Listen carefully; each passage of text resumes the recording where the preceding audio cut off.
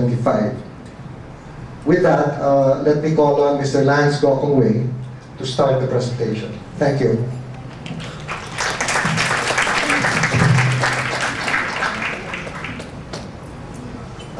Thank you, Boy. First of all, I'd like to introduce my co-presenters. Gary Kingshot is our Chief Executive Advisor. He's responsible for the day-to-day operations and the profitability of the business. He's been with the Cebu team for the last 2 years after having over 20 years of extensive work experience in the airline industry, both in legacy and low cost. Hansley has been with the JG Summit Group for the last 9 years, 5 years with Cebu, and he is CFA and is now our Chief Financial Officer.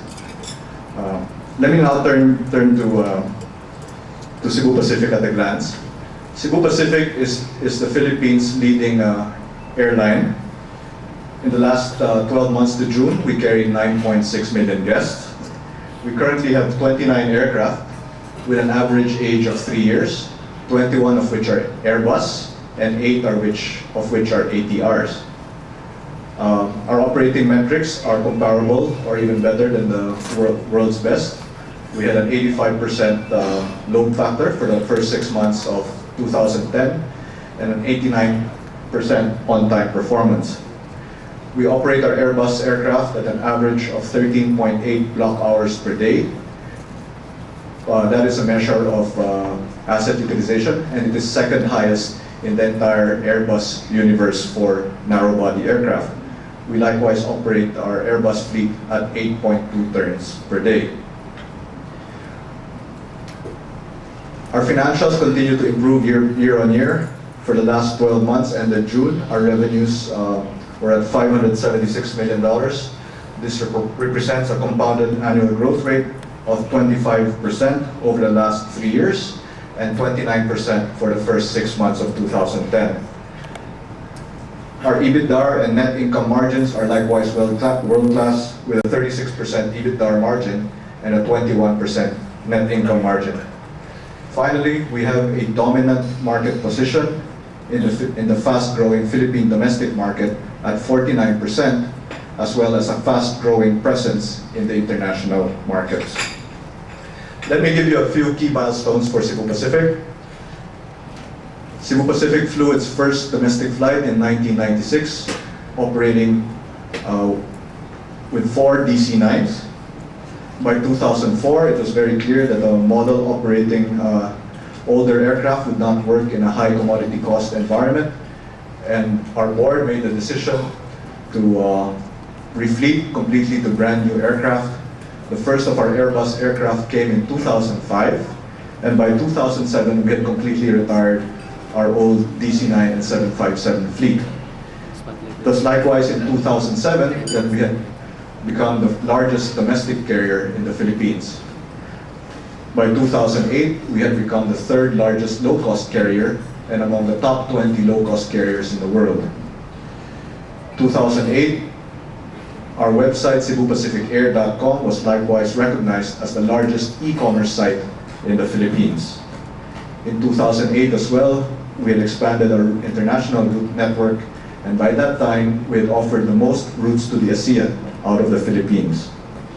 In 2009, AC Nielsen recognized Cebu Pacific as the most recognized airline brand in the world, and by 2010, Cebu Pacific had become the largest airline in the Philippines in terms of passengers carried. Our growth trajectory has likewise been very impressive.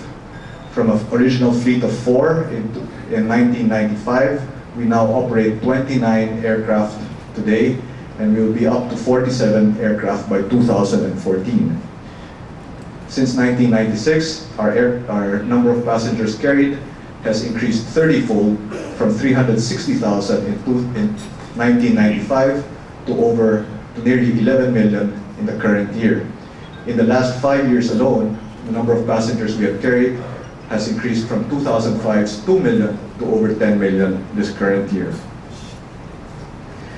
Cebu Pacific is part of the JG Summit Group, which is one of the 5 largest market cap holding companies in the Philippines.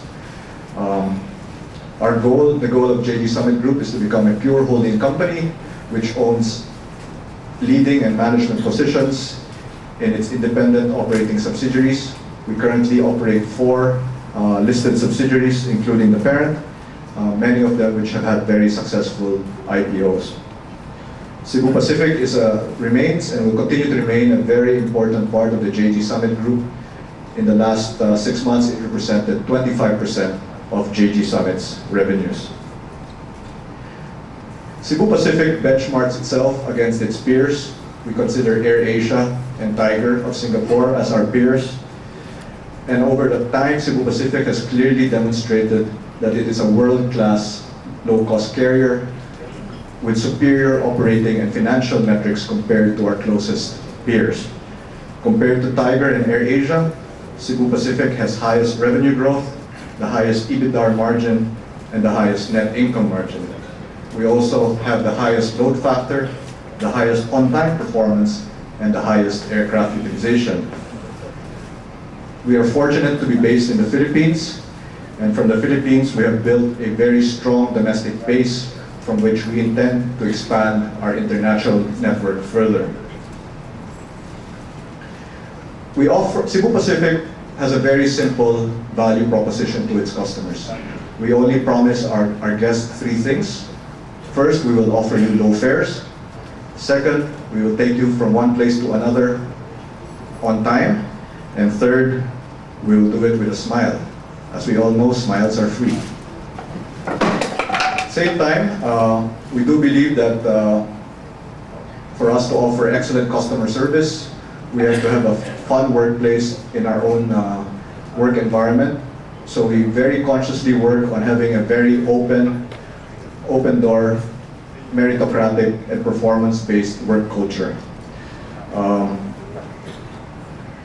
As a distinct example of that, we have read in the headlines about many pilot issues facing some of the other airlines in Asia. Cebu Pacific has a pilot corps of 400 pilots, and it's a fact to say that in the last 2 years, only 2 pilots have resigned from Cebu Pacific. We do not take these things for granted, however, as we continue to invest very heavily in the training of our pilots and our other skilled technical positions.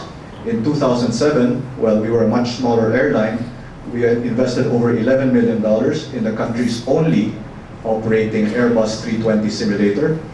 We have set up a pilot academy where today we have 57 cadet pilots, of which 37 have already graduated and are now serving as first officers for Cebu Pacific. We think that our work culture is one of our distinct and competitive advantages. Let me now turn you to Mr. Gary Kingshot, who will give you the business model of Cebu Pacific. Thank you.